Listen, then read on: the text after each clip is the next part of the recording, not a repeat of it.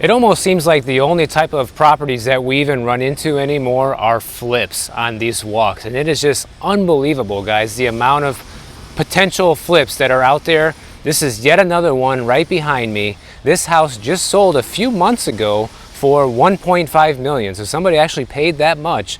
They turned around just a few months later, listed it for 1,895,000. And to give you guys some perspective, just a little rinky-dink 3-bedroom, 2-bath house, nothing special as you can see. And I think here's the craziest part about this. When you look at the rental history, this property rented back in 2021 for $38.50 a month, less than $4,000, okay? Fast forward to today, if someone were to actually pay the listing price on this property, the payment would be over $11,000 a month, and that's with a 20% down payment, by the way. And so you're talking taxes, insurance, mortgage, the whole thing, guys. With a 20% down payment, this little house behind me would cost 11 G's a month. It's insanity. You know, this is when I hope flippers actually get burned, because this type of behavior is completely insane and basically uncalled for. You know, if somebody's willing to come in here and buy that tiny little house for 11 grand a month, good for them, but that sounds like the most ridiculous thing in the world if you ask me. The reality is some customer back in 2021 said, hey, $38.50 a month is the right price to pay for this house, so I'm gonna pay that, all right? So they came in, rented it for $38.50 a month, all right. But now, someone else has to come in and say, well, I think it's worth $11,000 a month. Do any of you? I definitely don't. You know, it's funny because sometimes people say, you don't have any problem with the prices here, you know, you act like it's normal that you see these crazy prices on your walks. No, it's not normal, guys. And anyone who thinks that I think it's normal, I don't either, okay? I've been living here for 15 years and I have seen the prices climb from somewhat reasonable to beyond reality of where it is right now. So do I think this is okay? No, I don't, to answer your question. Kieran Clancy, who is an economist at Pantheon Economics, says that a housing collapse is coming. Basically in one sentence, just like that, guys. Housing collapse is coming. So it's not me saying that. Somebody else is saying that. Pantheon Economics estimates that home prices are going to fall roughly 20% from their peak pricing back in June of this year. And it's funny because, you know, you go back 4 or 5 months and look at the headlines in the news, and all these places are saying there's no way the housing market's going to come down, guys, because we just have too much demand and not enough inventory, and that's going to be enough to keep this whole magic show going. But they're also saying in this article that the flip side of all this could be the one thing that can keep this whole thing going and could essentially prevent a housing crash and home prices falling 20% is the robust job market. Huh?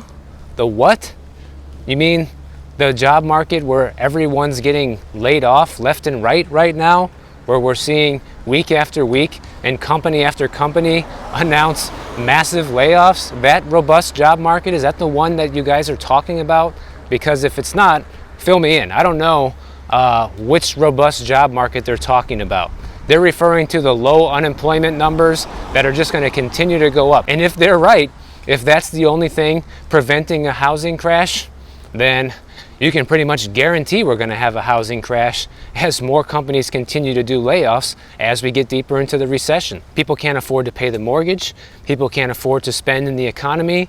The economy shrinks. More companies do layoffs. It's a vicious cycle, guys, but I'm almost certain that's where we're headed. And it's not like I want it. It's not like I'm, happy that everyone's going to be losing jobs and having hard times. That's not it at all. But I'm not afraid to acknowledge the reality of where things stand right now. And to me, that's the reality of the situation. We've been talking about this for a few months now. Every single time I turn around, there's another company announcing layoffs. In fact, one of my viewers sent me a message today with this giant list of all the companies doing layoffs, guys. And I'm not even going to repeat them because there's so many, but I'll put it up on the screen right now and scroll through it a little bit for you guys to take a look at just how many companies have already announced layoffs, have already done layoffs, or are planning them. So it is staggering. And in my opinion, The only reason these news articles are coming out and saying it's not going to be like last time, it's not going to be a huge crash, it's not going to be a disaster, is because they just don't want to scare anyone. They're trying to, make people feel comfortable knowing, oh, everyone still has a job and they're still able to pay their bills. And that's also the reason why more people than ever are taking out home equity lines of credit, right? That's why the credit card bills are busting through the roof right now and people are defaulting on those, right? I mean, come on, guys. If you can't pay attention to these basic things, then you don't have a clue. That's basically where we're at, It's not hard to put 2 and 2 together and realize it's 4. Because that's all I'm doing right now, and there's people right now who are saying 2 and 2 is 3 or it's 5. And there was an example today in a different article talking about how much people need to make to afford the median price $400,000 home right now. Because in most desirable areas of the country, the median home price is hovering right around $400,000 right now. Some areas might be higher, some might be lower, but that's just the median across the country. And they're saying that people who want to buy a $400,000 house right now at current interest rates need to be having a take-home pay of anywhere between $165,000 to $195,000 per year. Let that one sink in for a minute. That one for sale? Wow, it's a miracle. It's not a flip. They last bought this place in 2010 for $315,000. Now they're listing it at $1,850,000. You see the marketing tactic here, guys? Look what it says on the top. Buy this home and I'll buy yours. Agent and seller must agree on price and possession date. So yeah, if you list with them, they'll buy your house. Let's see if it's going to be at the price that you want. Now back to this insane equation that people who need to buy a $400,000 house need to bring home between $165,000 and $195,000 a year. First of all, raise your hands in the comments section if you make this kind of money, because I'm willing to bet that 90% of people don't make that kind of money. It's pretty much equivalent to your net take-home pay, we're not talking about gross, being about $11,000 per month. And they're going by the home payment being no more than 28% of your net pay. So given that the average payment for a $400,000 home would be about $3,000 a month right now, that's where they're coming up with this math. But of course, that's based on a 7% down payment, so that's very low, which can also put you into a negative equity situation in the near future, which we're not even going to get into today. But one thing I really want to stress here, guys, is that's why I keep telling everyone to save your money and to get your credit score in order right now. Because if you're someone that wants to buy, if you're on the sidelines and you're priced out, that's going to help you tremendously. Because say you are somebody that's going to buy that $400,000 house, you don't necessarily need to have that $175,000 a year salary to buy the house, because if you have saved up enough money, if you have a large enough down payment, you can actually have a lower salary and still be able to buy that same house. And then if the price drops on that $400,000 house 20%, like they're talking about, that could happen. Now that house is only going to be $320,000. Sure, you might have an 8% interest rate by then, maybe even higher, but one day you'll be able to refinance that rate 5-10 years in the future and actually make your home payment go down instead of up. So the people who are hunkering down and trying to save right now and trying to pay off their debts and preparing for the next phase of the economy are going to be the ones who are going to be vastly rewarded over the ones who refuse to see what's going on right now and are just going to keep spending like usual and pretend that everything is just fine. And you're going to see this in the next 3, 4, 5 years, guys. The people that, did the smart thing right now are going to be the new home buyers that bought at a reasonable price and are extremely happy with their purchase, while the ones who thought the party was going to last forever are going to be the ones holding the bag in every way, shape, and form. And now we're at this situation where it's what's going to happen first. And what do I mean? I'm talking about the interest rates versus home prices. Well, we already talked about how more firms now, like Pantheon, are predicting home prices to go down 20%. And that's basically a modest estimate. The dilemma becomes, what's going to happen first? Are home prices going to go down first, or are interest rates going to go down? Well, interest rates really aren't down for the average borrower, like we talked about a couple days ago, so that's not really happening. So to me, home prices coming down before interest rates go down is the much more likely solution. Because think about this for a minute. Even in the best case scenario for all of the economy and housing market bulls, the Fed, let's say they pivot in December. So they only do the 50 basis point interest rate hike versus the 75 that they'll probably do. Okay, they do that. Well, what does that mean, guys? It doesn't mean that all of this is over and we're out of the weeds. It means that they have determined, based on their CPI numbers, which we all know is not really to be trusted, but anyways, they have determined that inflation is decelerating. It doesn't mean that inflation is reversing and everything's going to go back to pre-pandemic prices. That's not what this means. It just means that inflation is not growing at as quick of a rate as it previously was earlier this year. That's all it means. So it means that inflation is still a huge problem, and they're going to continue with interest rate hikes into 2023.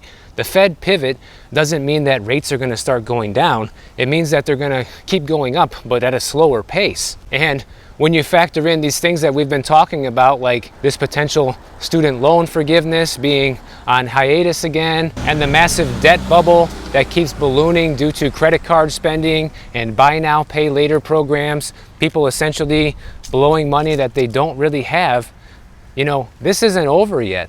And combine that with the other thing we talked about, where companies, service-based companies in particular, are going to contribute to inflation as well through paying their employees higher salaries and charging higher amounts for their services. That's something that's not factored into inflation so much right now, because a lot of these companies are planning salary hikes and price hikes in 2023.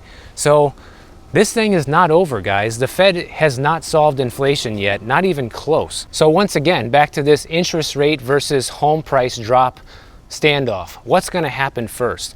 Well, it's been pretty evident so far in the market that the momentum behind home prices going down is far greater than interest rates going down, guys, because the home prices are being driven down by a huge drop off in demand from home buyers because people can't afford. It's also going down because inflation is making life more expensive for everyone, and people now need to spend a larger portion of their monthly budgets on other things besides housing. So to me, we have this huge freight train in motion for home prices to go down that at this point is basically irreversible unless mortgage rates went back down to 3%. So you're going to continue to see home prices go down for the foreseeable future. But do you think you're going to see interest rates reverse tomorrow, given that inflation is still not under control? And remember, it's even if it's just slowing down, which we don't know yet because the latest inflation report hasn't come out yet. But even if it's slowing down, it doesn't mean that it's over. So that means the Fed's going to continue interest rate hikes, and it means that mortgage rates will be higher for at least the first half of next year. So it's pretty evident which one's going to happen first. You're going to see home prices drop far faster than interest rates are going to come down, essentially. And for home buyers, really either one of those situations works out well, because either way, if home prices come down or interest rates come down, it makes housing more affordable for home buyers. So to them, it's a win-win, with the caveat that a lot of people just want the lowest payment possible. But one thing I'm always stressing here on the channel, guys, is it's always better to buy at the lowest price possible at a higher interest rate, because that will give you a much better opportunity to be able to refinance into the future as your home equity grows and your property appreciates in value, because chances are if you buy at a lower price, it means that you got in towards the bottom of the market and there's a lot more room for price growth, versus the opposite strategy, just trying to get the best payment based on the interest rate and not giving a damn about the price, is a very dangerous place to be in, because a lot of people who bought recently are going to be in that situation, and even though they might not need to refinance because they already have a very low rate, they are going to be upside down on their mortgages. And if they ever do want to sell in the next couple years, they might have to sell at a loss, guys, and basically do a short sale. in order to get rid of the property or bring money to the closing table. So that's not a situation that any home seller wants to be in. And even real estate agents are starting to struggle from this. I saw that a lot of real estate agents are having a hard time paying their bills now, especially their rent, because of how slow home sales are right now. You see real estate agents starting to pick up side gigs and side hustles, trying to continue to make ends meet, because it's rough out there, guys. When you have an extremely limited pool of buyers and the amount of sellers willing to list right now going down, I mean, you're going to be seeing a lot of agents fold up shop and go out of business.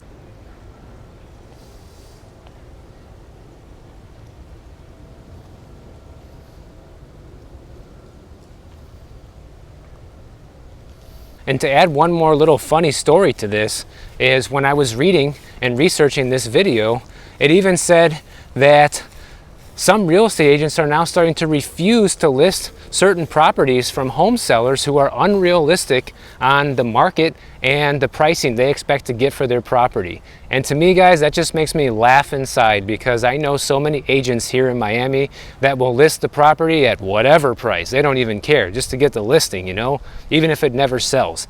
But why are agents doing this? Well, the smart ones are doing this because, number one, they know it's a waste of time and the ship has sailed. They're not going to get that price anymore like they think. And the other reason is that there are upfront marketing costs when you take a listing for any given property, and it doesn't make sense for a real estate agent to spend their own money from their business on marketing a property that's never going to sell. And so you're seeing the smart ones right now back out of this ridiculous situation of taking listings that they know aren't going to sell. And as an agent that's worked with a lot of sellers here too, guys, I can tell you that a lot of sellers usually want to go the route of let's price it high and lower it later if it doesn't sell, which is usually a pretty terrible strategy, because it means the property is going to get stale. It's going to sit on the market for who knows how long, and then you're going to have to continue with the price cuts until you start getting more people in, and then they're going to think you're desperate, and then they're going to lowball you. So to me, that strategy is horrible. It never really works out that great, and it just ends up wasting everyone's time, your time, the real estate agent's time. It's not a good recipe for a smooth sale, that's for sure. Here's a funny story out of Miami regarding the crypto scene. I've heard a lot of people talk about how Miami is going to suffer big time from this huge crash in crypto. You know, we've seen crypto prices plummet this year, as well as the most recent thing being the FTX scandal that really doesn't look good for crypto at all, and gives Miami in particular a bad name, because even FTX was supposed to be the sponsor for the next 19 years of what was formerly the American Airlines Arena where the Miami Heat play. So that's not going to happen anymore. They need to find somebody else now to rename and sponsor that arena. So that's not happening. But here's the funny thing that's happening from this, actually. Nightclub owners are reporting that their business is plummeting in Miami ever since the crypto crash and now the FTX scandal. They said that they were getting people coming in requesting $50,000 tables with bottle service, wanting top shelf liquor, and now, guess what? All these crypto millionaires completely disappeared. The nightclubs are empty, guys. They're not bringing in the cash anymore because of this. Basically, the way these nightclub owners are putting this is they said that, you know, basically out of the blue, shortly after the pandemic, all of these crypto millionaires started coming down to Miami because we were one of the only places that were open. They're coming down, they're partying, spending insane amounts of money in the nightclubs here. And now that everything has been turned upside down, this is completely over with. There is a very famous nightclub in downtown Miami called Club 11. And this place, to give you an idea, last year, this place made $6 million, okay? And fast forward to today, during the last 3 months, this club has only brought in $10,000 worth of revenue over 3 months, guys. So their business has completely fallen off a cliff, and they're saying it's all because of the crypto guys, because they're saying most of their clientele in these nightclubs were young, nerdy looking crypto dudes that had all kinds of money to spend, and they were always flashing their crypto wallets, showing everybody how rich they were and everything like this. And now The party is completely over. And I wanted to share that story with you guys because I know a lot of people don't like crypto or don't believe in it or whatever. And this thing has definitely come crashing down hard. And people that were living high on the hog on this whole thing are singing a different tune right now. And by the way, anybody who made it this far into the video, I just want to first of all thank you for sticking with me, because I know these videos are quite long these days, but the reason that they're so long is because I just have so much to say about what's going on out there. And I think if you made it this far in the video, you really enjoy the discussion and the things I'm bringing to the table here. And so that's why the videos are long, guys. You know, sure, I could cut them in half and, you know, double how many videos I put out or whatever. But honestly, I like keeping the conversation flowing like this. And when I'm on a rant or when I have something to say about a particular topic, I want to just keep it going rather than cut it short and make a whole nother video about it. So hopefully you guys are cool with that, and I appreciate everyone who sticks with me to the end of these videos. If you guys enjoyed this video, make sure you click the bell notification down below. YouTube will alert you every time I put out a new upload. And if you don't want to wait, check out my next video on the screen right over here, and I'll see you in the next one.